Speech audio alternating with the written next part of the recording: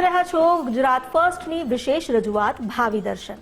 ભાવિ દર્શન આવનારું સપ્તાહ દરેક રાશિના જાતકો માટે કેવું જશે, કોણે શું ધ્યાન રાખવું, કોનું ભાગ્યોદય થઈ રહ્યો છે અને કોણે પડકારોનો સામનો કરવાનો છે, એ બધી વાતો તો આજે જાણીશું જ, પરંતુ સાથે સાથે જે દર્શકોએ પોતાના પ્રશ્ન મોકલ્યા છે તેનું પણ સમાધાન મેળવીશું અને જ્યોતિષ શાસ્ત્ર તેમજ ગ્રહોની ગોચર ગતિ જે ચાલી રહી છે તેનો શું પ્રભાવ પડી રહ્યો છે તે વિશે પણ ઊંડાણપૂર્વક આજે જાણકારી મેળવીશું. જેના માટે આપણી સાથે ઉપસ્થિત છે સ્ટુડિયોમાં પ્રસિદ્ધ જ્યોતિષ શાસ્ત્રી કમલેશભાઈ પંડ્યા. કમલેશભાઈ, આપનું સ્વાગત છે. જી નમસ્કાર. કમલેશભાઈ, સૌથી પહેલા તો આપણે શરૂ કરી દઈએ કે આપણી જે આ 12 રાશિઓ છે, આ 12 રાશિનું ફળકથન શું છે. સૌથી પહેલી મેષ રાશિ. આવનારું સપ્તાહ મેષ રાશિના જાતકોનું કેવું જશે? મેષ રાશિનું આવનારું સપ્તાહ કેવું જશે? મેષ રાશિનું સપ્તાહની શરૂઆત જ તમને ક્યાંક ને ક્યાંક કોઈક વસ્તુમાં ફાયદો થશે. કંઈક કામ અટકાયેલા હશે તો એક કામ તમારા પૂરા થવા જઈ રહ્યા છે. ક્યાંક ને ક્યાંક રિલેશનશિપમાં સુધાર દેખાય છે.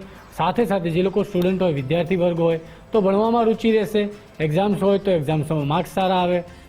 ઓવરઓલ સપ્તાહની શરૂઆત ખૂબ સારી જવાની છે. સપ્તાહની મધ્યમાં ક્યાંક ને ક્યાંક નાની મોટી ચેલેન્જીસ આવી શકે, ક્યાંક તમારી હેલ્થમાં ગિરાવટ જોવા મળી શકે, ક્યાંક કોઈ કોન્ફ્લિક્ટમાં તમે સંડોવાઈ શકો છો. એટલે એવા ખાસ ધ્યાન રાખવું કે ક્યાંક કોઈકની સાથે વધારે વાતચીતમાં ન ઉતરવું. સાથે સાથે સપ્તાહની અંતની જો વાત કરીએ તો જો નવા બિઝનેસના આઈડિયાઝ આવવા, કંઈક નવું ડિસિઝન્સ તમે લેવા જઈ રહ્યા છો જે તમારી ઓવરઓલ પર્સનાલિટીમાં વધારો કરશે, તમારા કરિયર ગ્રોથને પણ વધારો કરશે. જો તમે ઓલરેડી પહેલેથી જ બિઝનેસમાં હો તો બિઝનેસ સારો ચાલશે, સારા નવા કામ મળશે. જે લોકો લગ્ન ઈચ્છુક હોય તો એમના માટે સારા યોગ બની રહ્યા છે લગ્ન માટેના. અને જ્યાં કોઈ વાદ વિવાદ ચાલતો હોય જો લગ્ન જીવનમાં તો એમાં પણ તમને સુધાર જોવા મળશે. મેષ રાશિના જાતકોની વાત તો થઈ ગઈ. હવે એ જાણીએ કે વૃષભ રાશિના જાતકો માટે આવનારું સપ્તાહ કેવું રહેશે? ચોક્કસથી વૃષભ રાશિના જાતકો એટલે કે જેમના નામના અક્ષર બ ઉપરથી આવતા હોય, જો તમે લોકો કોઈ નવી પ્રોપર્ટીમાં ઇન્વેસ્ટ કરવા જઈ રહ્યા હોય તો શરૂઆતના સપ્તાહના 2 દિવસ તમારે સાચવવાનું છે. કારણ કે આ સપ્તાહના શરૂઆતના 2 દિવસ છે, ક્યાંક તમારા પ્રોપર્ટીના કામકાજમાં અડચણ આવી શકે એવા યોગ બની રહ્યા છે. સાથે સાથે કરિયરમાં પણ તમને વિલંબ જોવા મળશે. ક્યાંક નોકરીમાં તમે સમય કામ નહીં પૂરું કરી શકો, ક્યાંક તમારા કામના વખાણ નહીં થાય. જે લોકો નોકરી ઈચ્છુક હોય, જે લોકો એપ્લાય કરી રહ્યા હોય જોબ માટે, એમને પણ ક્યાંક ને ક્યાંક ચેલેન્જીસ જોવા મળશે. પરંતુ ગભરાવાની જરૂર નથી. સપ્તાહની મધ્યમાં ચોક્કસથી તમને ક્યાંક લાભ થવા જઈ રહ્યો છે. સાથે સાથે તમે કોઈ નવું ઇન્વેસ્ટમેન્ટ કરશો તો નવા ઇન્વેસ્ટમેન્ટથી તમને લાભ જોવા મળી રહ્યો છે. અને સપ્તાહની અંતમાં ખાસ કરીને તમારે કોન્ફ્લિક્ટથી ધ્યાન રાખવાનું અને નાની મોટી ઈજાઓથી સાવધાન રાખવાની જરૂરત છે. બિલકુલ. તો વૃષભ રાશિના જાતકોને માર્ગદર્શન મળી ચૂક્યું છે. હવે આપણે આગળ વધીએ અને વાત કરીએ મિથુન રાશિના જાતકોની. આવનારું સપ્તાહ તેમણે શું ધ્યાન રાખવું? ચોક્કસથી મિથુન રાશિના જાતકો એટલે કે જેમના નામના અક્ષર ક, છ, ગ પરથી આવતા હોય, મિથુન રાશિના જાતકોનું આ સપ્તાહની શરૂઆત કંઈક નાના મોટા ટ્રાવેલિંગથી થઈ શકે છે. તમને જે કંઈ પણ ડિસિઝન્સ લેશો એ ડિસિઝન્સમાં તમને ચોક્કસથી સફળતા જોવા મળશે. ક્યાંક તમારા હાથે કોઈક ધાર્મિક કાર્ય થશે, ક્યાંક તમે કોઈ મંદિરની મુલાકાત લઈ શકો, કોઈ પૂજામાં તમે સહભાગી થઈ શકો, એવા યોગ બની રહ્યા છે. ઓવરઓલ તમારી પર્સનાલિટીમાં વધારો થશે અને તમને ક્યાંક ને ક્યાંક કુદરતી સહાય મળી રહેશે. નસીબ તમારા પડખે ઊભું છે. સપ્તાહની મધ્યની અંદર તમે કંઈક નાના મોટા ઘરકામના કામ લઈ શકો છો, નવું ઇન્વેસ્ટમેન્ટ કરી શકો છો. વાહન રિલેટેડ કોઈક નાની મોટી સમસ્યા તમને આવી શકે. કરિયરમાં થોડી ચેલેન્જીસ લાગે, પરંતુ તમારી મહેનતથી એ તકલીફ જે છે એ પણ દૂર થવા જઈ રહી છે. સપ્તાહના અંતમાં જે લોકોનો રિલેશનશિપમાં હોય તો સમય સારો છે. તમે નવા ઇન્વેસ્ટમેન્ટ માટે પણ એક સારો સમય બની રહ્યો છે સપ્તાહની અંતના 2 દિવસમાં. એમાં તમે જો ઇન્વેસ્ટમેન્ટ કરો તો તમને ચોક્કસથી ફાયદો થશે. તમે મિત્રો સાથે સારો સમય પસાર કરશો અને તમારી કોઈ અધૂરી ઈચ્છાઓ હોય એ બી કદાચ સપ્તાહના અંતના 2 દિવસોમાં પૂરી થવા જઈ રહી છે. એટલે મિથુન રાશિના જાતકો માટે આ સપ્તાહ ઘણું લાભકારી રહી શકે છે. હવે આગળ વધીએ અને કર્ક રાશિના જાતકોની વાત કરીએ તો કર્ક રાશિના જાતકોએ શું ધ્યાન રાખવું? ચોક્કસથી કર્ક રાશિના જાતકો એટલે કે જેમના નામના અક્ષર ડ અને હ પરથી આવતા, સપ્તાહની શરૂઆતમાં જ તમને ક્યાંક ને ક્યાંક નાણાકીય લાભ જોવા મળી રહ્યો છે. જે કંઈ પણ ઇન્વેસ્ટમેન્ટ કરશો એનાથી ફાયદો થશે. કંઈક નવા પરિવર્તન, તમારી પરિસ્થિતિ બદલાવા જઈ રહી છે એવા યોગ બની રહ્યા છે સપ્તાહની શરૂઆતના. સપ્તાહની મધ્યની વાત કરીએ તો તમે કંઈક નવા નિર્ણયો લેશો, કંઈક નવું સાહસ કરવા જઈ રહ્યા છો, કંઈક પરાક્રમ થશે તમારાથી. ક્યાંક તમે એવી સિચ્યુએશનમાં આવો જ્યાં કોન્ફ્લિક્ટમાં ઘેરાઓ, તમારી ઉપર એલિગેશન લાગે, વાદ વિવાદના યોગ પણ બની રહ્યા છે. પરંતુ તમારા નિર્ણયો સારી દિશા તરફ તમને લઈ જશે અને ચોક્કસથી તમને એક ગ્રોથ કરાવશે અને સક્સેસ પણ અપાવશે. સપ્તાહની અંતમાં કોઈ પણ પ્રોપર્ટીની મેટર હોય કાં તો કોઈ સાધનની વ્યવસ્થા હોય, ઘરમાં કોઈ નવી વસ્તુઓનું કામકાજ કરાવવું હોય તો એ પણ સારા યોગ બની રહ્યા છે. તમે નવું ઇન્વેસ્ટમેન્ટ કરી શકો છો. કરિયરમાં પણ તમને સફળતા જોવા મળશે.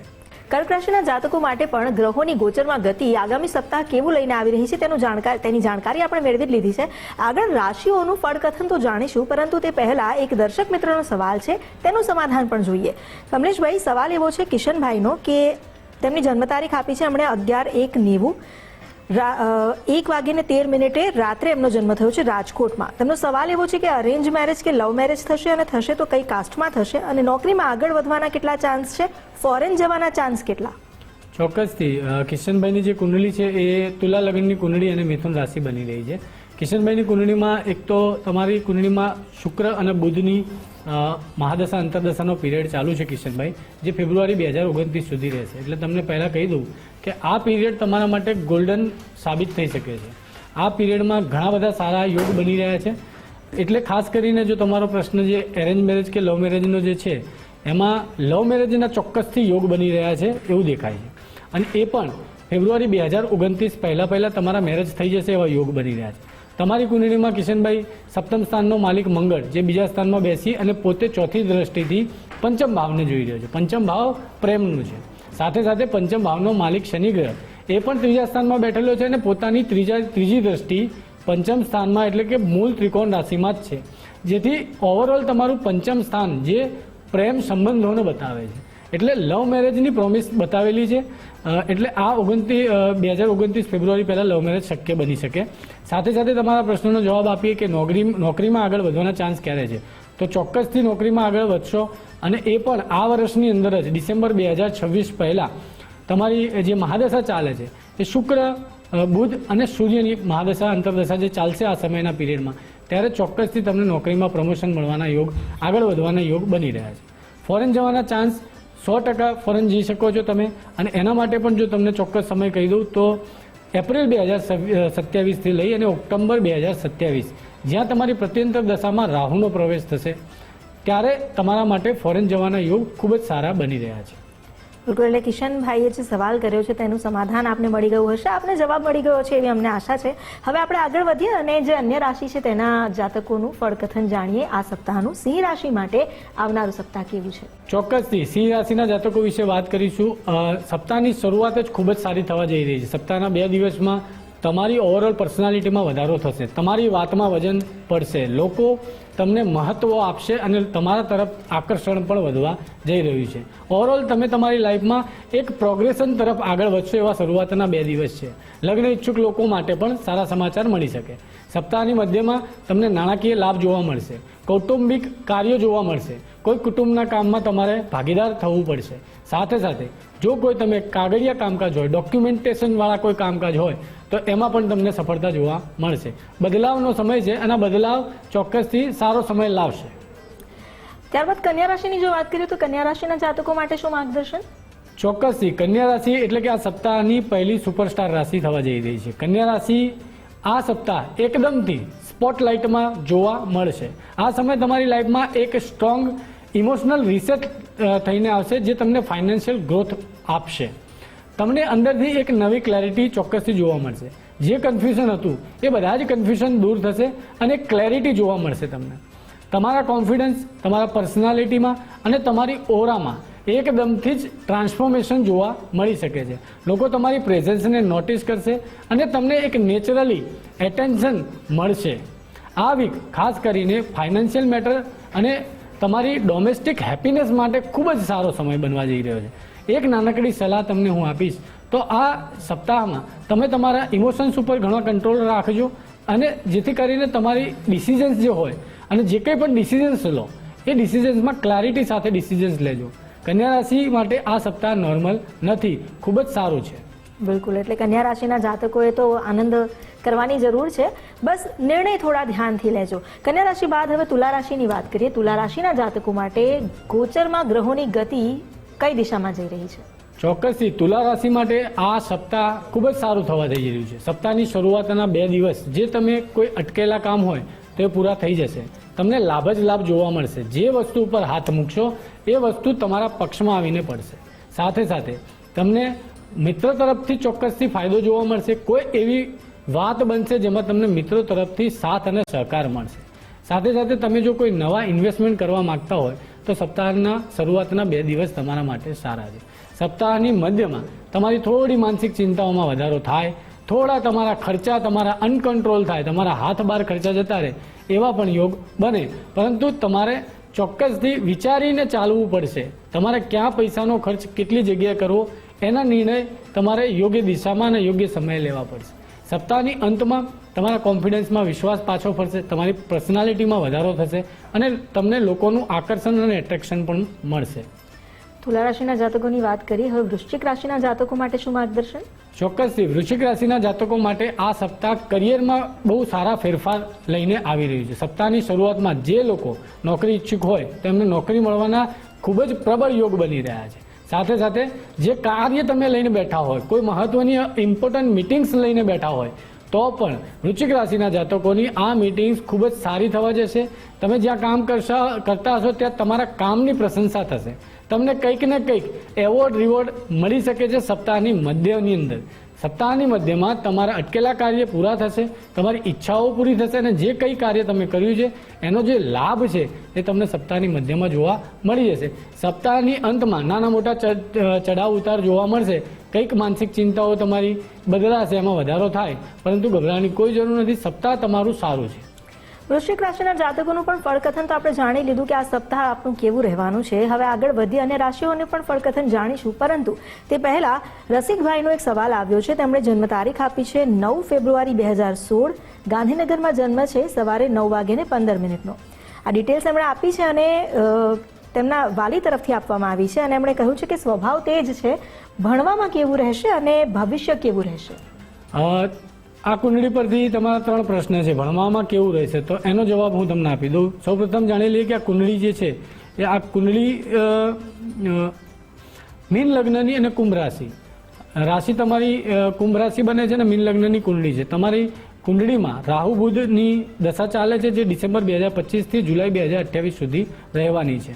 ખાસ કરીને 3 પ્રશ્ન તમારા ભણવામાં કેવું રહેશે. ભણવામાં એક્સિલન્ટ રહેશે, સારું રહેશે.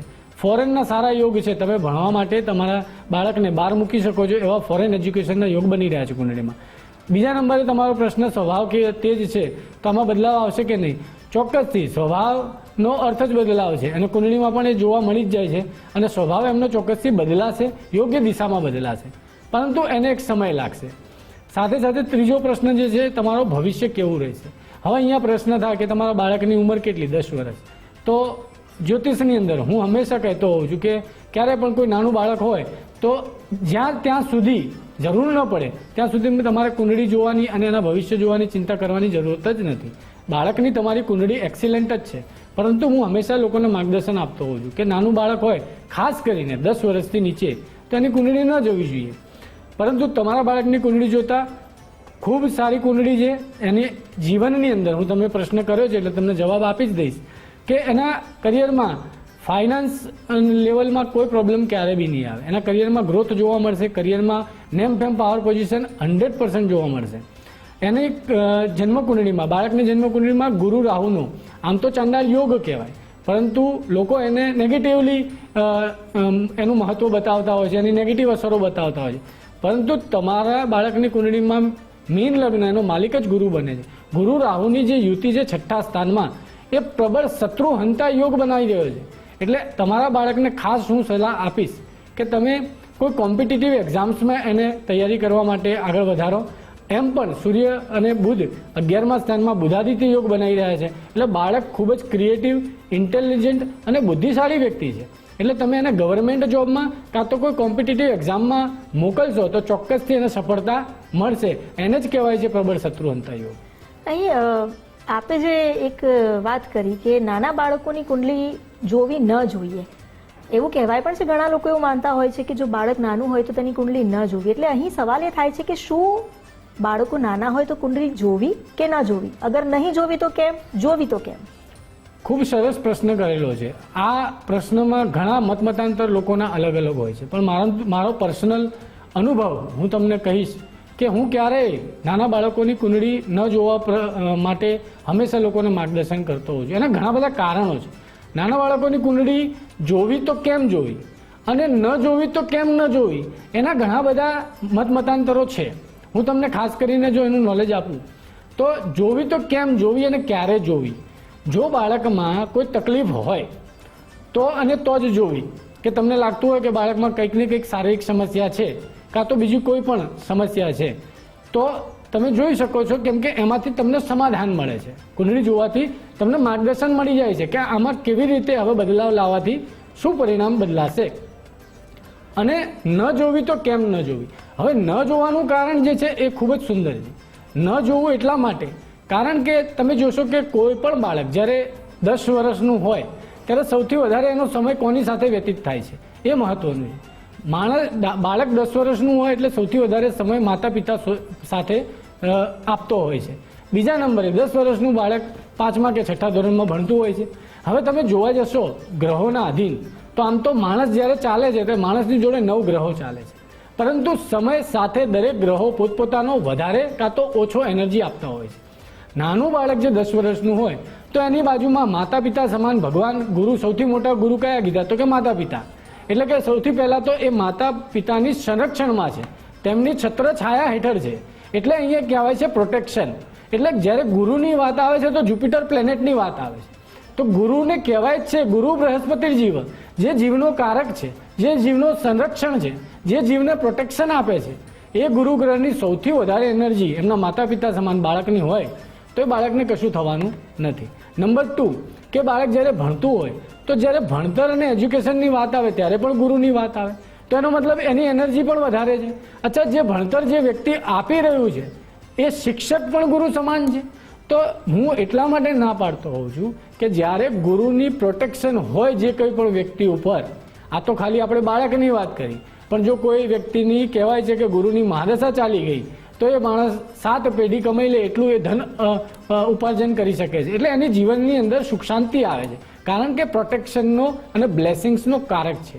હવે જેને નેચરલી જ બ્લેસિંગ્સ મળી ગયેલા હોય તો એની કુંડળી જોઈ તમે શું ભવિષ્ય જોશો. ઘણા માતા પિતા એવા ઉત્સુક હોય છે, જેવો બાળકનો જન્મ થાય ને તરત જ એમની ઉત્સુકતા એટલી બધી હોય છે કે કુંડળી જોઈ લઈએ, પરંતુ દરેક વખતે આપણને કોઈ સારા માણસો મળે ન મળે, કોઈ સારું ભવિષ્ય કથન કરે ન કરે, અને જ્યારે કોઈ પણ માણસ કોઈ ભવિષ્ય કથન કરે ત્યારે એ વ્યક્તિના માનસિકતા સાથે હંમેશા માટે જોડાઈ જતું હોય છે. એટલા જ માટે હું હંમેશા દરેક લોકોને કહેતો હોઉં છું કે તમારે 10 વર્ષના નીચેના બાળકો હોય તો કુંડળી નહીં જોવી. અચ્છા, 10 વર્ષ પછી કેમ જોવી? કેમ કે 6ઠા ધોરણમાં આવેલું બાળક હોય તો એનું ભણતર આગળ કેવું રહેશે એના માટે જોઈ શકાય. 15 વર્ષની ઉંમરે જોઈ શકાય, કેમ કે 10મા પછી કઈ ફિલ્ડ લેવી, કોમર્સ લેવું, આર્ટ્સ લેવું કે સાયન્સ લેવું, તો એમાં માર્ગદર્શી થઈ શકે છે. અને એના પછી મેરિટલ લાઈફ, એના પછી કરિયર, એના પછી હેલ્થ. જ્યાં ત્યાં સુધી બાળકને કંઈ તકલીફ ન હોય ત્યાં સુધી ન જોવી જોઈએ. બિલકુલ, એ વાત સાચી છે કે જ્યારે સમસ્યા જ નથી તો શા માટે પેટ ચોડીને શું ઊભું કરવું. જી બિલકુલ. આપણે હવે આગળ વધીએ અને અન્ય જે રાશિ છે તેની પણ વાત કરીએ. ધન રાશિના જાતકો માટે આવનારું સપ્તાહ કેવું છે? ધનુ રાશિ માટેનું આવનારું સપ્તાહ ખૂબ જ સારું છે. આ સપ્તાહની જો બીજી કોઈ રાશિ હોય જે સુપરસ્ટાર રાશિ છે એ ધનુ રાશિ બનવા જઈ રહી છે. ધનુ રાશિ માટે આ સપ્તાહ ગ્રોથ, એક્સપાન્શન અને સક્સેસનો એક પાવરફુલ કોમ્બો લઈને આવી રહ્યું છે. આ સમયે તમને એક નવી ડાયરેક્શન મળશે, એક નવી એનર્જી મળશે, એક નવો વિઝન મળશે. તમારી કિસ્મત આ વખતે તમારી સાથે સ્ટ્રોંગલી અલાઇન થવાની છે. નસીબના જોગે તમારા દરેક કામ પૂરા થઈ જશે. અટકાયેલા કાર્ય હોય તો એ બી પૂરા થઈ જશે. ક્યાંક ને ક્યાંક તમારા હાથે સારા કર્મો પણ થઈ રહ્યા છે. કરિયરમાં તમારું નેમ ફેમ પાવર પોઝિશન તમને જોવા મળશે. આ સપ્તાહની બીજી સુપરસ્ટાર રાશિ એટલે કે ધનુ રાશિ. ધનુ રાશિ બાદ મકર રાશિ માટે શું માર્ગદર્શન? ચોક્કસથી મકર રાશિના જાતકો એટલે કે જેમના નામના અક્ષર ખ અને જ પરથી આવતા હોય, સપ્તાહની શરૂઆતમાં તમને થોડા ટ્રાન્સફોર્મેશન એટલે કે બદલાવ જોવા મળશે. ક્યાંક પરિસ્થિતિઓ એવી બનશે જેની સાથે તમે એડજસ્ટ નહીં થઈ શકો. ક્યાંક થોડા ઓબ્સ્ટેકલ્સ એટલે કે જે કંઈક પણ કામ લીધા હશે એમાં ખાસ કરીને નાણાકીય કાર્યો કાં તો કોઈ કુટુંબના કાર્યો, કુટુંબમાં કોઈ પ્રસંગ હોય તેવું બની શકે કે ડિલે થશે.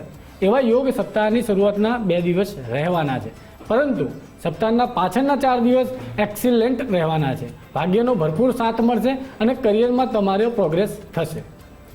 એટલે આપણે મકર રાશિની પણ વાત કરી લીધી. હવે કુંભ રાશિના જાતકો માટે શું માર્ગદર્શન? ચોક્કસથી કુંભ રાશિના જાતકો માટે ખાસ કરીને આ સપ્તાહની શરૂઆત, એમાં પણ જેવા લોકો જે દાંપત્ય જીવનમાં કંઈક એક્સપેક્ટેશન કરી રહ્યા છે એમના માટે સારી સફળતા લઈને આવી રહ્યું છે. તમારી નેમફેમ પાવર પોઝિશનમાં અને તમારા કોન્ફિડન્સમાં, તમારા ઓવરઓલ પર્સનાલિટીમાં, તમારા વ્યક્તિત્વમાં એક નવી ઉર્જાનો સંચાર થવા જઈ રહ્યો છે. સપ્તાહની મધ્યમાં ખાસ કરીને તમે વાહન ચલાવતા હોય તો ધીમું ચલાવજો. ક્યાંક તમારી ઓબ્સ્ટેકલ્સ અને ક્યાંક નવી કંઈક પીડા એમાં વધારો થઈ શકે છે. નાણાકીય જો કાર્ય હોય તો એમાં લેણદેણ સમયે ખાસ ધ્યાન રાખવું, કોઈની ઉપર વિશ્વાસ ન કરવો. સપ્તાહની અંતમાં તમને ભાગ્યનો ખૂબ સારો સપોર્ટ મળશે, પિતાનો સારો સપોર્ટ મળશે. કોઈ લીગલ મેટર હોય તો એમાં તમને આકસ્મિક કુદરતી સહાય મળી રહે અને તમે એમાંથી મુક્ત થાવ એવા યોગ બની રહ્યા છે.